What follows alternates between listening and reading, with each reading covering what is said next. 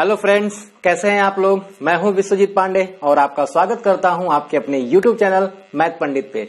तो दोस्तों, जैसा कि हमारा ये सेशन आज नया स्टार्ट होने वाला है और बहुत लोगों की डिमांड थी, बहुत सारे बच्चों की, कि हम आर.एस. अग्रवाल के क्वेश्चन हम क्या करें, सॉल्व करें। ठीक है, तो आज से जो भी हमारे सेशन चलेंगे, आर.एस. अग्रवाल की बुक के सेशन चलेंगे, चैप्टर वाइज हम पूरा पढ़ते जाएंगे। ठीक है, और हम क्या करेंगे, इसमें पूरा बेसिक से पढ़ेंगे एडवांस लेवल तक, क्योंकि जो आर.एस. अग्रवाल की जो पुस्तक होती है, ये सारे एग्जाम के लिए, जहां भी मैथ आते हैं, एसएससी से लेकर के आप कोई भी एग्जाम अगर आप दीजिएगा, अगर उसमें मैथ आता है तो आर.एस. अग्रवाल की जो बुक होती है बहुत ही सुटेबल होती है।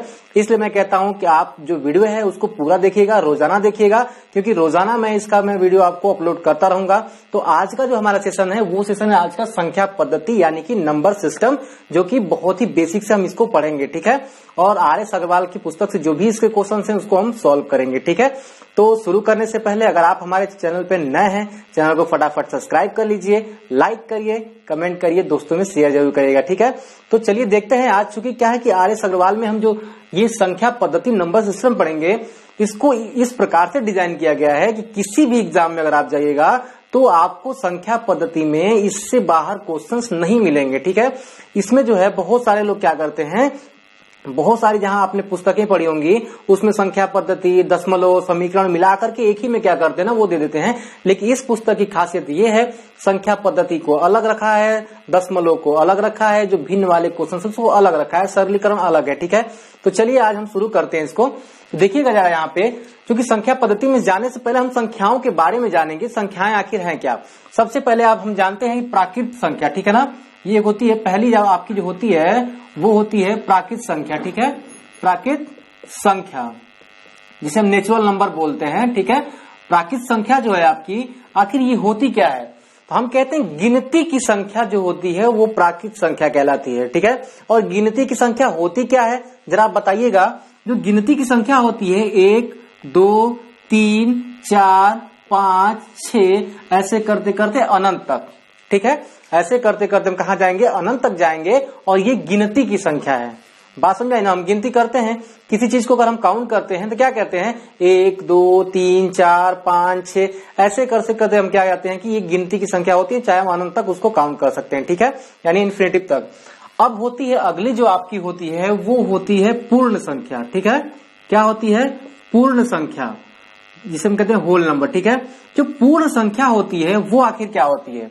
ठीक है, जो पूर्ण संख्या होती है मेरे भाई, यह वह संख्या होती है, अगर हम गिनती की संख्या में अगर हम 0 भी शामिल कर लेते हैं तो उसे हम कहते हैं पूर्ण संख्या। ठीक है, जैसे कि गिनती की संख्या क्या है, 1, 2, 3, 4 से अनंत तक जा रही है। पूर्ण संख्या करना है तो आप उसको 0 से स्टार्ट करिएगा, 0, 1, 2, 3, 4 करते करते आप अनंत तक जाइएगा। ठीक है, यानी कि ये दोनों बहुत सारे क्या है ना, बहुत सारे जो छात्र होते हैं उनको क्या होता है, इन्हीं दोनों में कभी कभी कंफ्यूजन आ जाता है। ठीक है, अगर आपको मैथ बेसिक से पढ़ना है, आर.एस. अग्रवाल से पढ़ना है, तो आज इसे पूरा मैं बेसिक से पढ़ाऊंगा, सारा चैप्टर वाइज पढ़ाऊंगा, जो भी आपके आर.एस. अग्रवाल के क्वेश्चन दिए हैं। ठीक है, चलिए, यानी कि प्राकृत संख्या क्या है, गिनती की जो संख्याएं होती हैं उन्हें हम क्या कहते हैं, प्राकृत संख्या कहते हैं। और इन गिनती की संख्याओं में अगर हम 0 भी शामिल कर लेते हैं तो हम क्या कहते हैं उसमें, यानी 0 से स्टार्ट करेंगे तो कहेंगे हम वो पूर्ण संख्या है। बात समझ में आई।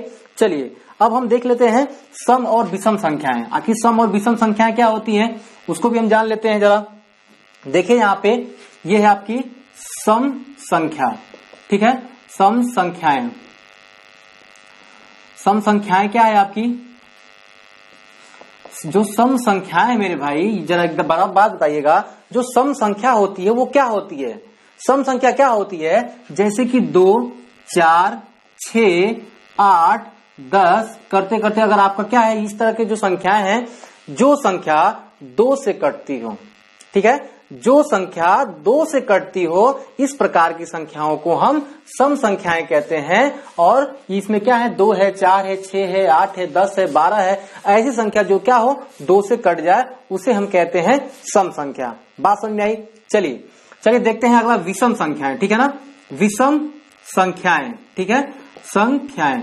चलिए, जो विषम संख्याएं होती है मेरे भाई वो क्या होती हैं, जरा देखिएगा आप यहाँ पे। सम संख्या क्या थी, जो 2 से कटती थी, लेकिन विषम संख्या वो होती है जो 2 से भाग देने पे न कटे। ठीक है, जो 2 से भाग देने पे न कटे वो क्या है, 1 है, 3 है, 5 है, 7 है, 9 है, ठीक है। ऐसे करते करते आपको आगे तक संख्याएं मिलेंगी जो कि विषम संख्याएं हैं और ये जो है 2 से नहीं कटती हैं। इस चीज को आप एक एक पॉइंट को अपने दिमाग में रखिएगा, संख्या पद्धति आपके लिए आसान हो जाएगी, ठीक है।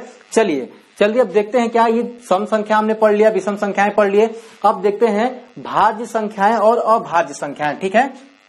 चलिए उसको भी हम देख लेते हैं एक बार। भाज्य संख्याएं वो अभाज्य संख्याएं, देखिए यहाँ पे ये है आपकी भाज्य संख्याएं, ठीक है। भाज्य संख्याएं, क्योंकि बताइए जो भाज्य संख्याएं क्या होती हैं? भाज्य संख्याएं वह संख्याएं होती हैं जो अपनी संख्या एक के अलावा जो है सिर्फ अपनी संख्या के अलावा क्या होती है, वो दूसरी संख्याओं से भी कट जाती हैं, ठीक है। यानी भाज्य संख्या वह संख्या होती है जो अपनी संख्या के अलावा किसी अन्य संख्या से भी विभाजित हो जाती है। जैसे कि आप ले लीजिएगा 8, ठीक है। 8 है, 8 क्या है, ये 2 से भी विभाजित हो जाएगा, 4 से भी विभाजित हो जाएगा और ये 8 से होगा ही होगा, ठीक है। और 1 से तो कोई भी संख्या विभाजित हो जाएगी, 1 को आप छोड़ कर रखिएगा, ठीक है। 1 से क्या होता है, कोई संख्या विभाजित हो जाएगी, या वो भाज्य हो या वो अभाज्य हो, ठीक है। चलिए क्या है कि 8 जो यहाँ पे संख्या है, ये जो है ना अपनी संख्या यानी खुद की संख्या यानी खुद 8 के अलावा भी किसी अन्य संख्याओं से कट रही है, यानी 2 से कट रही है, 4 से कट रही है। वैसे आप क्या करिएगा, 9 अगर लीजिएगा, 9 भी एक ऐसी संख्या है जो अपनी संख्या के अलावा दूसरी संख्या से कटेगी, यानी 3 से भी कटेगा, 9 से भी कट रहा है। वैसे ही अगर आप क्या करेंगे, 12 लेंगे, 12 भी क्या होगा, अपनी संख्या से तो 12 से 12 कट ही जाएगा, लेकिन 2 से कटेगा, 4 से कटेगा, 3 से कटेगा, 6 से कटेगा, ठीक है।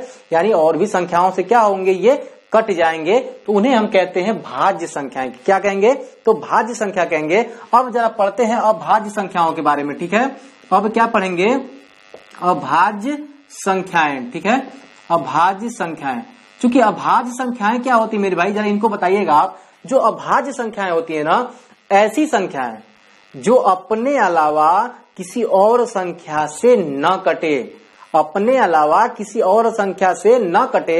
जरा एक बात बताइएगा, 31 कोई संख्या से कटेगा? 31 एक ऐसी संख्या है जो सिर्फ अपनी संख्या से कटेगी और किसी संख्या से नहीं कटने वाली है। 17 जो है ये भी क्या होगा, अपनी ही संख्या से कटेगा और किसी संख्या से नहीं कटेगा। 7 है और 2 है, ठीक है। 2 भी, बहुत सारे लोग यहाँ पे कंफ्यूजन होते हैं, सर ये 2 कैसे अभाज्य संख्या हो गई, ठीक है। तो 2 अभाज्य संख्या इसलिए होगी, सबसे छोटी अभाज्य संख्या 2 है, क्योंकि यह जो है अपनी संख्या के अलावा किसी संख्या से नहीं कट रहा है, ठीक है।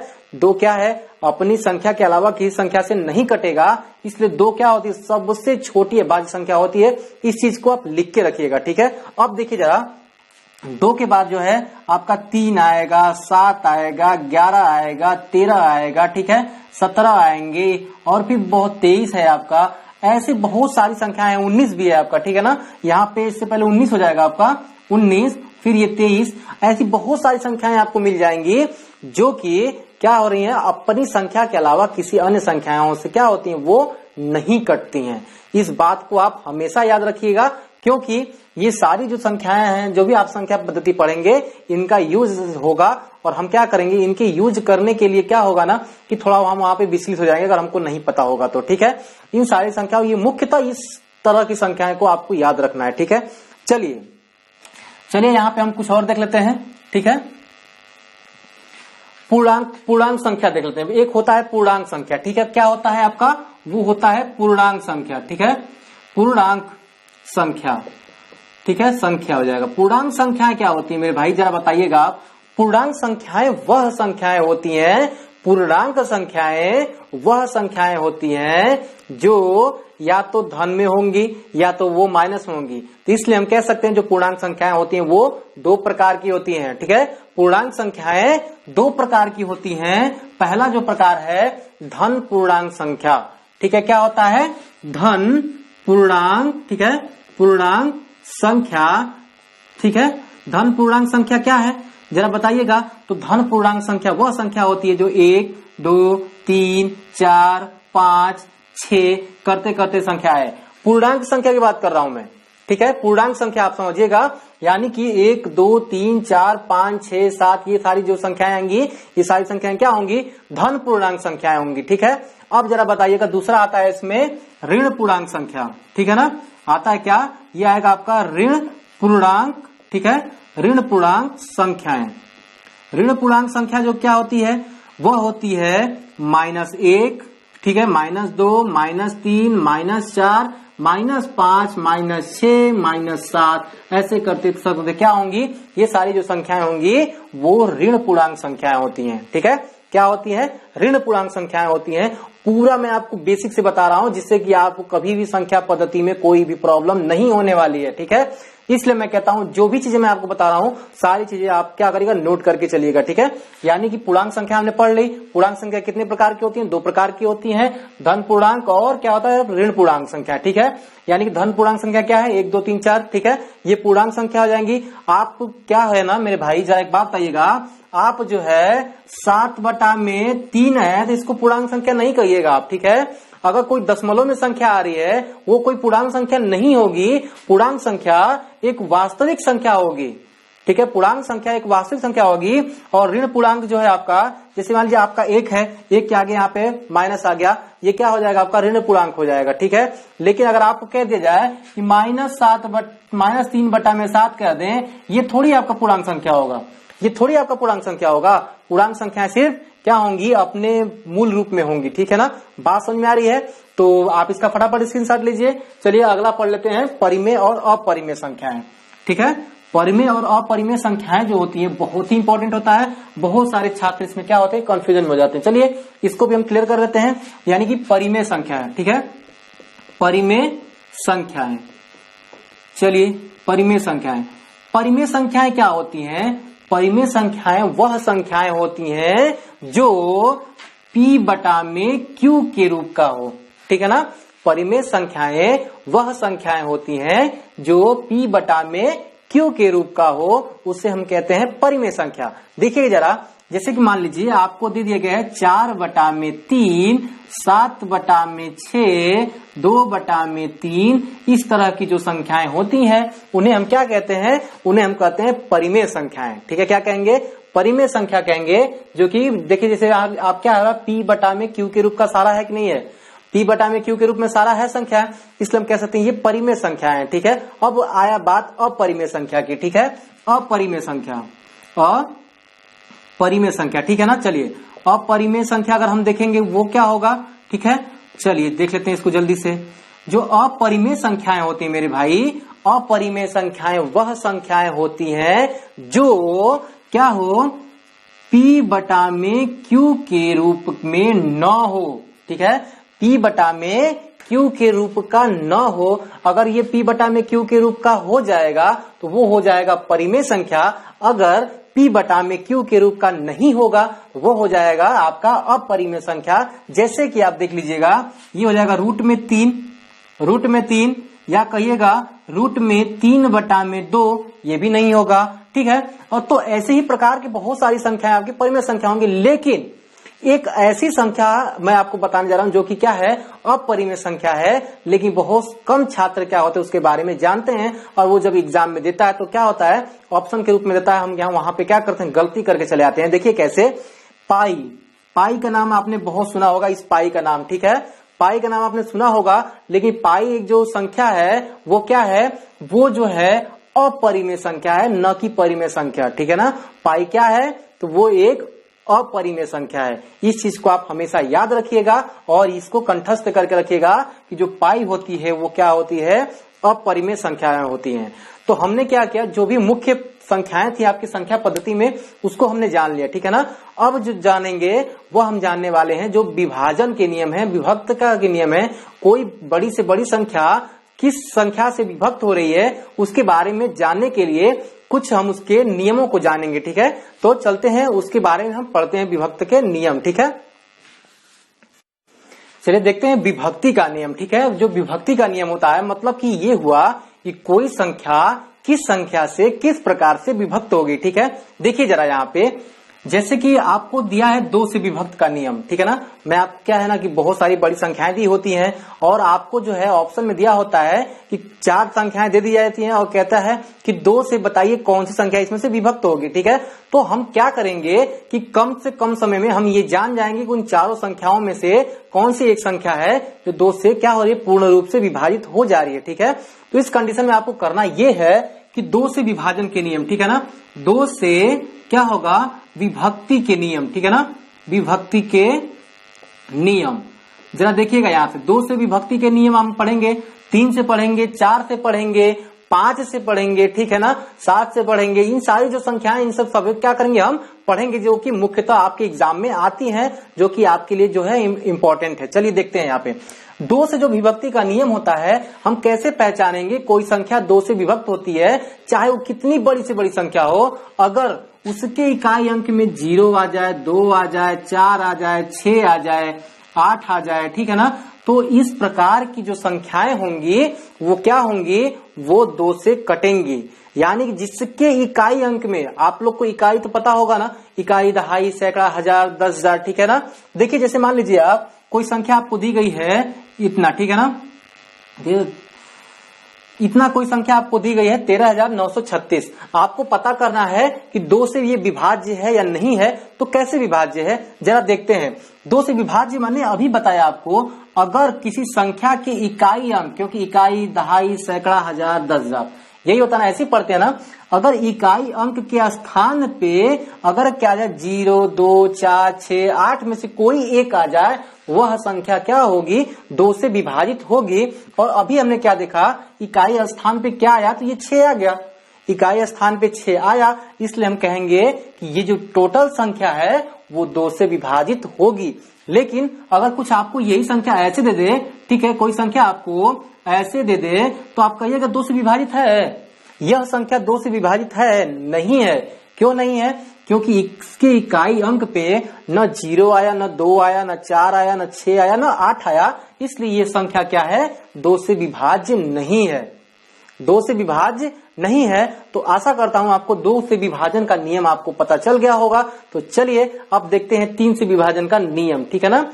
चलिए देख लेते हैं जल्दी से 3 का विभक्ति का नियम, ठीक है। बस इस 2 को मिटाइएगा और हम देख लेते हैं 3 वाला, ठीक है। 3 से विभाजन का नियम हम देखते हैं, जरा बताइएगा।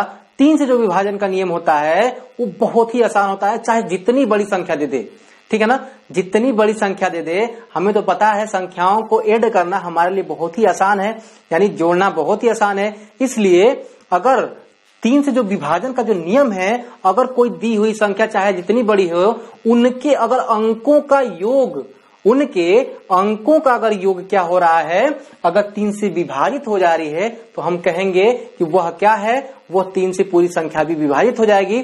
चलिए एक हम एग्जांपल देख लेते हैं, ठीक है। तो एक संख्या है आपकी 75,684, ठीक है, 75,684, ठीक है। और इसको हमें पता करना है क्या ये 3 से विभाजन हो रहा है क्या। ऐसी आपको 4 ऑप्शन में संख्याएं दी रहेंगी, ठीक है ना, या फिर इससे बड़ी भी कोई संख्या है। मैंने एक एग्जांपल के तौर पे इस संख्या को मैंने लिया है, हो सकता है कि आपको इससे बड़ी भी संख्याएं मिले, ठीक है। लेकिन चाहे जितनी बड़ी संख्या मिलेगी आप उसको उतने आसानी से करेंगे, ये गारंटी है। देखिए कैसे, अगर आपको 4 ऑप्शन में ये सारे दे रखे हैं, तो क्या आप उसका क्या होता है, बारी बारी से करेंगे क्या, उसका भाग करेंगे। ऐसा आप करिएगा तो आपको बहुत ज्यादा समय निकल जाएगा और आपका ये क्वेश्चन हल भी नहीं हो पाएगा। आपको जो करने का नियम है, जो 3 से विभक्त का नियम आपको चेक करना है, तो आप करेंगे क्या, इस पूरी संख्या के अंकों को पहले आप जोड़ेंगे, ठीक है। जरा जोड़िए, कितना होगा, 7, 5, 12, 12, 6, 18, 18 और 8 कितना होगा आपका, तो हो जाएगा 26, 26 4 होता है आपका 30, ठीक है। यानी टोटल अंकों को हमने जोड़ा, 30 आया। और ये जो 30 है मेरे भाई, वो 3 से क्या हो रहा है, आसानी से विभक्त हो जा रहा है। इसलिए हम कहेंगे यह जो संख्याएं है, पूरी संख्या है, वो 3 से विभक्त हो जाएगी। अगर क्या होता, यही यहाँ पे 2 हो जाता, ठीक है, यहाँ पे 2 हो जाता, फिर यहाँ 1 हो जाता, या फिर कुछ भी हो जाता, ठीक है ना। चलिए हम यहाँ पे क्या मान लेते हैं, 1 मान लेते हैं। बात समझ में आई, 1 मान लेते हैं। चलिए अब इसको चेक करिए क्या कटेगा। बहुत सारे लोग सोचेंगे लास्ट में 81 है, तो कट सकता है, लास्ट में 81 कट सकता है। लेकिन जरा आप इसको जोड़िएगा ना, जोड़िए जरा इसको, 7, 5, 12, 12, 6, 18, 18, 6 क्या हो जाएगा, 18 6 हो जाएगा 26, 26 1 27, यानी कि ये 27 आ गया और 27 जोड़ने के बाद पूरी संख्या 27 आया, तो हम कह सकते हैं क्या कि यह 27 भी जो होगा वो 3 से जो है वो विभाज्य है कितनी बार में, तो 9 बार में। इसलिए ये सारी संख्या भी क्या होगी, 3 से विभाज्य होगी, ठीक है, यानी वो 3 से विभक्त हो जाएगी। लेकिन यही क्या हो जाए आपका 2 हो जाए। यहाँ पे अगर आपने 2 कर लिया तो अब क्या आएगा आपका, जरा देखिएगा यहाँ पे इन संख्याओं का योग 7 5 12 6, 12 6 क्या हो जाएगा 18, 18 6 कितना हो जाएगा मेरे भाई, तो 18 6 हो जाएगा आपका 26 और 26 सॉरी यहाँ पे 12 6 18, 18 और 8 26 होगा, 26 और 28 हो जाएगा, ठीक है। जरा एक बात बताइएगा, ये जो 28 आया अंकों का योग, ये 28 3 से कटेगा, ये 28 क्या 3 से कटेगा, 3 से नहीं कटेगा, यानी यह पूरी संख्या भी क्या होगी 3 से नहीं कटेगी। यानी जो 3 से विभाजन का जो नियम है, आपको बस इतना याद रखना है कि दी हुई संख्या का अगर योग, संख्याओं के अंकों का अगर योग 3 से कट जा रहा है तो दी हुई पूरी संख्या भी क्या होगी, वो 3 से कट जाएगी। चलिए अब देखते हैं तुरंत ही हम क्या करेंगे, हम विभाग 4 का विभक्त का नियम देखेंगे, ठीक है। आखिर 4 से कोई संख्या अगर विभक्त होगी तो उसके लिए क्या नियम है, ठीक है। चलिए, अगर कोई संख्या अगर 4 से विभक्त हो रही है, अगर कोई संख्या 4 से विभक्त हो रही है तो क्या होगा, इकाई और दहाई के 2 स्थान अगर क्या हो जा रहे हैं 4 से विभक्त हो जा रहे हैं, तो पूरी संख्या भी क्या होगी, वो 4 से विभक्त हो जाएगी। जैसे कि आप देख लीजिए यहाँ पे, जैसे कि क्या हो जाएगा यहाँ पे 4 6 3 2 8, ठीक है ना। ये संख्या है 46,328। 46,328 एक ऐसी संख्या है जिसे अगर आपको क्या करना हो, 4 से विभक्त का अगर आपको नियम चेक करना हो, आप यहां से कर सकते हैं। वो भी कैसे, मैं आपको बताता हूं। देखिए, आपको हमेशा इकाई और दहाई संख्या को ही क्या करना है, 4 से कटाना है। अगर वह संख्या लास्ट की 2 संख्याएं अगर कट गई तो आप कहिएगा वो सारी संख्याएं क्या होगी, 4 से कट जाएंगी, ठीक है ना। यानी क्या होगा, ये देखिए जो 28 है वो 4 से कितनी बार में जाएगा, तो 7 बार में जाएगा, ठीक है ना। 4 से कितनी बार में जाएगा, तो ये जाएगा आपका 7 बार में। 7 चौक 28 होता है, इसलिए ये सारी संख्याएं क्या होंगी, वो 4 से कट जाएंगी। अब देखिए जरा एक और संख्या हम ले लेते हैं, ठीक है।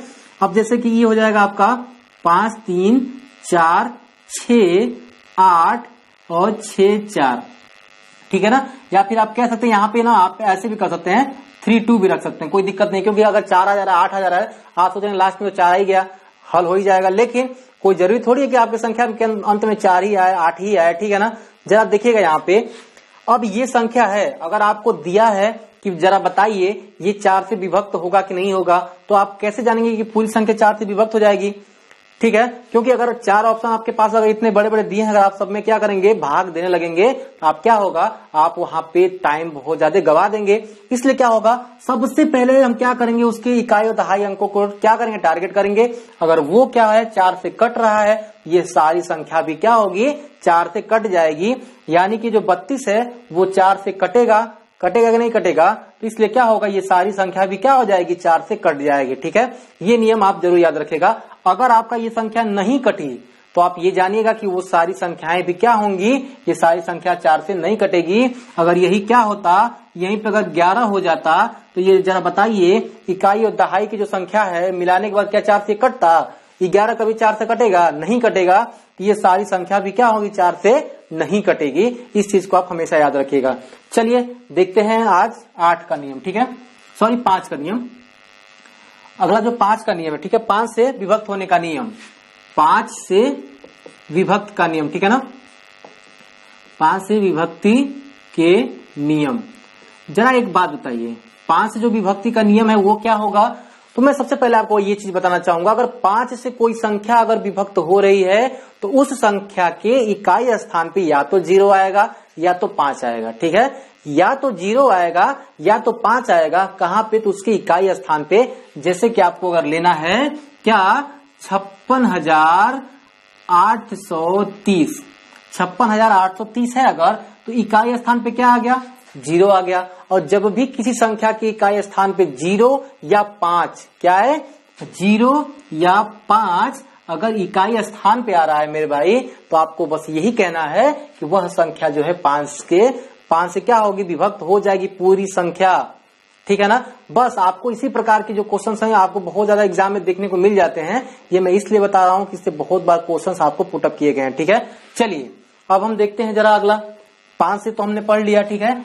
चूंकि 6 वाला हम नहीं लेते हैं, 6 का इसलिए नहीं लेते हैं क्योंकि हमने 2 से पढ़ा है, 3 से पढ़ा है, ठीक है ना। 2 और 3 दोनों का पढ़ लिया है ना। जो संख्या 2 से विभक्त हो रही है, अगर वही संख्या अगर 3 से भी विभक्त हो जाएगी तो क्या होगा, 6 से विभक्त होने वाली जो संख्या होगी वो 6 से क्या हो जाएगी, विभक्त हो जाएगी। जैसे कि मान लीजिए, चलिए हम 6 वाला भी आपको बता ही देते हैं, ठीक है।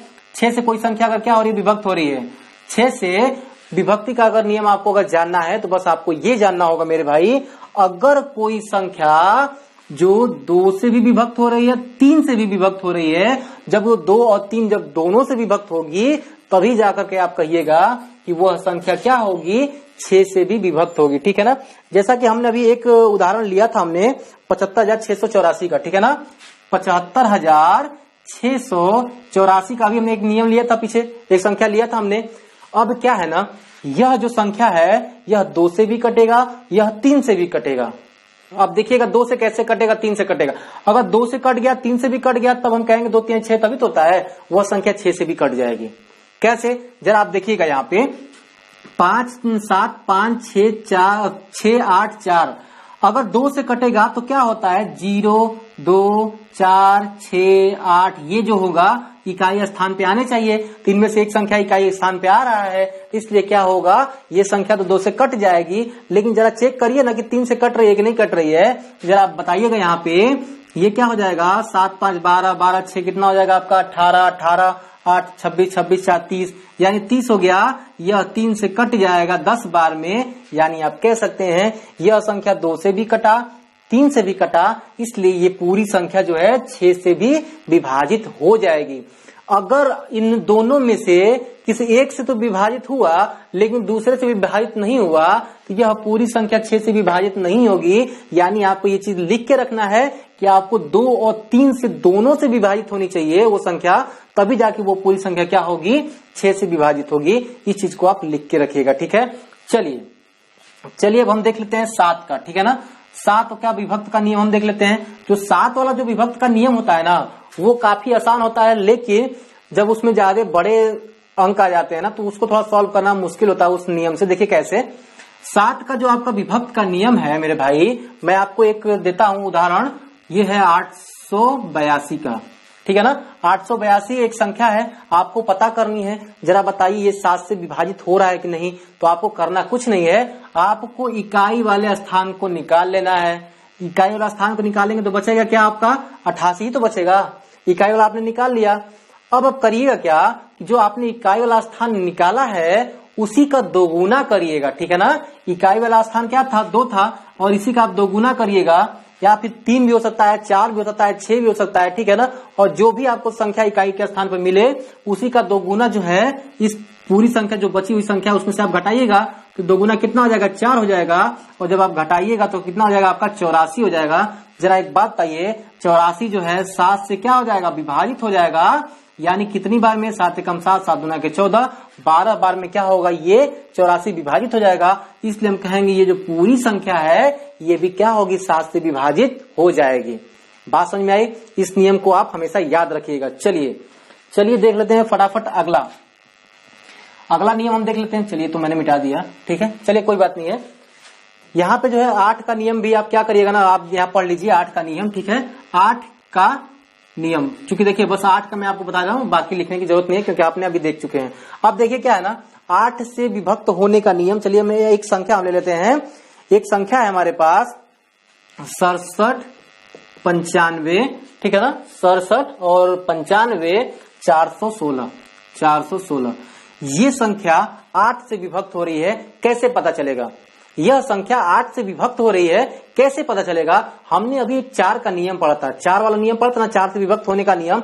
उसमें हम क्या ले रहे थे कि लास्ट का 2 अक्षर ले रहे थे हम, ठीक है ना। लास्ट में इकाई और दहाई लेके चल रहे थे, जो कि क्या हो रहा था, वो पूरी संख्या अगर ये इकाई दहाई अगर क्या हो रही है, 4 से विभक्त होता था तो क्या होता, पूरी संख्या भी 4 से विभक्त हो जाता था। लेकिन 8 से विभक्त का जो नियम है, 4 से हमने इकाई दहाई लिया था, लेकिन अभी क्या करेंगे ना, इकाई दहाई और सैकड़ा, इकाई दहाई और सैकड़ा, ये तीनों अगर हम 3 स्थान अगर लास्ट के ले लेंगे, अगर ये जो है 8 से कट गया मेरे भाई, तो आप समझिएगा ये पूरी संख्या भी क्या होगी, 8 से कट जाएगी। इस चीज को आप लिख के रखिएगा। देखिए कैसे, अगर आप 8 से कटाइएगा ना, 8 से भाग दीजिएगा जरा इसमें, तो 8 × 5 = 40, 8 दूना के 16, यानी ये जो तीनों संख्याएं लास्ट वाली ये तो कट जा रही हैं, इसलिए पूरी संख्या भी 8 से क्या होगी, कट जाएगी। बहुत ही आसान नियम, ठीक है। चलिए देखते हैं फटाफट 9 का नियम, ठीक है। अब 9 वाला देख लेते हैं। ये तो हमने 8 तक का देख लिया, 9 का देखते हैं। चलिए, जो 9 का होगा, ठीक है ना, 9 से जो विभक्त का नियम होगा वो क्या होगा, जरा एक बात बताइए। कोई ऐसी संख्या, जैसे अभी हमने 3 वाला नियम पढ़ा था ना, जस्ट 3 वाला नियम ही क्या है, इसमें 9 में भी फॉलो करेगा। 3 का जो नियम था वही 9 में भी फॉलो करेगा। चलिए हम एक संख्या आपको लेके दिखाते हैं, 75, 46, 23, ठीक है ना, 75, 46 और ये है आपका 23, ठीक है ना। ये सारी संख्याएं दी गई हैं। बात समझ में आई। मैंने अभी पीछे क्या बताया, 3 वाले नियम में, 3 से विभक्ति का जो नियम था उसमें मैंने बताया, अगर कोई संख्या क्या हो रही है, 3 से विभक्त हो रही है, तो उन संख्याओं का अगर अंकों का योग अगर 3 से विभक्त हो जा रहा है ना, वो पूरी संख्या भी क्या होगी, 3 से विभक्त होगी। बस यही चीज क्या है यहाँ पे आपका 9 के रूप में है, ठीक है ना। 9 के रूप में बस वही दिया है। अगर आपको क्या है, इन सारी संख्याओं का योग अगर 9 से विभक्त हो रहा है, तो ये सारी संख्या भी 9 से विभक्त हो जाएगी। यानी 3 और 9 का नियम एक ही है। इन दोनों को आप हमेशा याद करके चलिएगा। देखिए कैसे, 7, 5, 12, 4, 16, ठीक है। यानी कि ऐसे करेंगे, 7 + 5 + 4 + 6 + 2 + 3 बराबर कितना होगा, 5, देखिए 12, 4, 16, ठीक है, 16, 6, 22, 22 और 5 कितना हो जाएगा, तो हो जाएगा आपका 27, ठीक है ना। 22, 5, 27 होगा। यानी इन संख्याओं का जो योग आया वो 27 आया, और ये जो 27 है वो 9 से क्या होगा, वो विभक्त हो जाएगा। इसलिए हम कहेंगे 9 × 3 = 27, ठीक है ना, 9 × 3 = 27 कहेंगे। यानी कि अगर क्या हुआ, ये सारी जो संख्या है वो इन संख्याओं का जो योग है अगर 9 से कट रहा है, ये जो टोटल संख्या है, ठीक है ना, संख्याओं के अंकों का योग अगर 9 से कट रहा है, तो ये जो टोटल संख्या है वो भी 9 से विभक्त हो जाएगी। यही क्या है, 9 का नियम है, ठीक है। चलिए देख लेते हैं हम आज 11 का, ठीक है। चलिए 11 का नियम देख लेते हैं हम। देखिए, चूंकि मैं आपको बता देता हूं, आज का जो सेशन है वो बहुत ही बेसिक सेशन है, और बेसिक से हम पढ़ेंगे, और इसके जो टोटल जो क्वेश्चंस होंगे उसको हम सॉल्व करते चलेंगे। कोई दिक्कत नहीं होने वाली है, ठीक है। चलिए 11 का हम देखते हैं। यहां से देखिए, जो 11 का नियम है आपका, 11 का नियम, जो विभक्त होने का 11 का जो नियम है वो हम देख लेते हैं जरा। चलिए देखते हैं यहाँ पे 11 का नियम, ठीक है। 11 का जो नियम होता है मेरे भाई, उसमें क्या होता है, अगर कोई संख्या अगर 11 से विभक्त होती है तो हम करेंगे क्या, इस चीज को देखते हैं जरा। देखिए पहले हम एक संख्या मान लेते हैं, ठीक है। एक संख्या हम देख लेते हैं, ये है 80, 16, 45, 91, ठीक है ना। 80, 16, 45, 91, ठीक है ना। यहाँ देखिएगा 80, 16, 45, 91, सही है ना। चलिए, चूंकि क्या है, यह संख्या 11 से विभक्त हो रही है, लेकिन हम कैसे जाने ये संख्या 11 से विभक्त हो रही है, या तो हमें भाग देना पड़ेगा, या फिर हम कैसे जानेंगे ये क्या हो रही है, 11 से विभक्त हो रही है। क्योंकि आपके पास जो होता है वो 4 ऑप्शन होंगे, उसमें से अगर आपसे पूछ देगा कि इनमें से कौन सी संख्या 11 से विभक्त हो रही है, तो आपको बताना मुश्किल हो जाएगा, क्योंकि आपको सब में उससे भाग देना पड़ेगा। इतनी बड़ी बड़ी संख्याओं में तो वहां पे थोड़ा संख्या होंगे, विचलित हो जाएंगे, ठीक है। तो हम इसका जो नियम है, हमको पता करने का जो नियम है, क्या होगा कि अगर आप इधर से काउंट कर रहे हैं, ठीक है ना, अगर आप इकाई की ओर से देखेंगे तो क्या होगा, इकाई की ओर से सम स्थानों पे आने वाले संख्याएं माइनस विषम स्थान पे आने वाली संख्याओं का जो योग होगा, उनको अगर हम घटा देंगे, अगर वो 0 आ जाए या फिर 11 आ जाए, तो हम क्या होगा, हम समझेंगे ये पूरी संख्या भी क्या होगी, 11 से विभक्त हो जाएगी। जरा देखते हैं कैसे। यहां जरा देखिएगा ना, इस साइड से चल रहे हैं, इस साइड पे सम का स्थान क्या है, क्योंकि 1, 2, 3, 4, 5, 6, 7, 8 है ना, तो सम का स्थान आएगा 2 वाला, 4 वाला, 6 वाला, 8 वाला आएगा ना। और ये तो 1 है, 3 है, और ये 5 है, यानी कि 1 हो जाएगा, 3 हो जाएगा, 5 हो जाएगा, आपका 7 हो जाएगा, ठीक है ना। यानी देखिए स्थान की बात कर रहा हूं, संख्याओं की बात नहीं हो रही है, यहाँ पे स्थान की बात हो रही है। स्थान का मतलब ये हुआ 9 जो है वो सम स्थान पे है, यानी और 4 भी जो है सम स्थान पे है, 1 भी जो है सम स्थान पे, 8 जो है सम स्थान पे है। तो सम स्थानों का योग, ठीक है ना, यानी कि सम पे क्या है 9 है, प्लस आपका 4 है, प्लस आपका 1 है, प्लस आपका 8 है, ठीक है। सम स्थानों का योग माइनस विषम स्थानों का योग, विषम स्थानों पे आने वाले संख्याओं का योग। तो विषम स्थान पे ये संख्या आ रही है, ये संख्या आ रही है, ये संख्या और ये संख्या, यानी कि 1 + 5 + 6 + 0, ठीक है। चलिए देखते हैं जरा, ये टोटल कितना हो जाएगा, ये हो जाएगा 9 9 18, 18 4 22 हो जाएगा, माइनस यहाँ क्या होगा 11 11 और 1 कितना हो जाएगा आपका 12 हो जाएगा, ठीक है ना। 11 और 1 12 हो जाएगा आपका। और जरा मेरे भाई बताइएगा ये कितना आया, ये आ गया आपका 10, ठीक है ना। ये आ गया आपका 10 आ गया, जो कि क्या होगा आपका ये विभक्त नहीं होगा। क्यों नहीं होगा? अगर यहाँ पे क्या होता, अगर यहाँ पे या तो 0 आ जाता या तो फिर क्या आता 11 आता, तब हम कहते कि वो संख्या जो है 11 से पूरी संख्या विभक्त हो जाएगी। लेकिन इनके सम स्थान का योग माइनस विषम स्थान का योग जो है नहीं 0 आया, नहीं 11 आया, आया आपका 10, ठीक है। तो ये संख्या की बताइए जरा, 11 से विभक्त होगी? नहीं हो सकती। इसलिए कहिएगा आप कि जब भी किसी संख्या में, ठीक है, जब भी कोई संख्या अगर आप क्या हो जाइए, जिधर से आप काउंट करते हो संख्या उधर की तरफ आप चलिएगा, इकाई दहाई सैकड़ा करते हुए, तो उसमें सम स्थानों की संख्याओं का योग माइनस विषम स्थान के संख्याओं का योग अगर क्या हो रहा है यार घटाने पे, वो क्या है या तो 0 आए या तो 11 आए, क्या है या तो 0 या तो अगर 11 आ रहा है तभी वो संख्या टोटल क्या होगी 11 से विभक्त होगी, ठीक है ना, अन्यथा नहीं होगी। यानी कि यहाँ पे क्या आया 10 आया, क्योंकि यहाँ पे ना 0 आया ना 11 आया, इसलिए ये पूरी संख्या भी क्या होगी ना 0 से 11 से विभक्त नहीं होगी, ठीक है। तो आज का सेशन हमारा कैसा लगा आप कमेंट करके जरूर बताइएगा। और चूंकि क्या है ना कि पूरा बेसिक से पढ़ेंगे, आज हमारा जो बेसिक क्लास था इसमें हमने एक एक चीज पढ़ा, और जो कल से हम सेशन स्टार्ट करेंगे और इसमें जो भी क्वेश्चंस आपके बनते हैं उन सारे क्वेश्चंस को हम सॉल्व करेंगे संख्या पद्धति का RS अग्रवाल का, ठीक है। तो आज के लिए हम बस इतना ही रहने देते हैं, और अगर आप हमारे चैनल पे नए हैं चैनल को फटाफट सब्सक्राइब कर लीजिए, लाइक करिए, कमेंट करिए, दोस्तों में शेयर जरूर करिएगा। जय हिंद।